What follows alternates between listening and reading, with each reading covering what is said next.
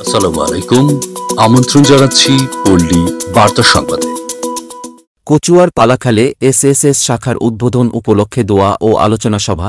মোহাম্মদ হারুনুর রশিদ, বিশেষ প্রতিনিধি, চাঁদপুরের কচুয়া উপজেলার পালাখাল গ্রামে society for social service SSS Palakhal শাখা অফিসের শুভ উদ্বোধন উপলক্ষে দোয়া মিলাদ মাহফিল ও গ্রাহকদের মাঝে প্রথমবারের মতো ঋণের চেক বিতরণ করা হয়েছে।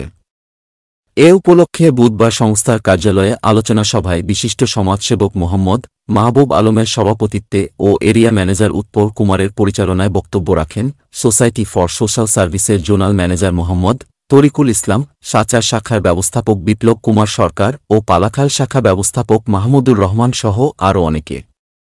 এ সময় ওই সংস্থার গ্রাহক ও এলাকার গণ্যমান্য ব্যক্তিবর্গ উপস্থিত ছিলেন। শাখা এই মাসে আসছি এখানে, আমাদের জনাল স্যার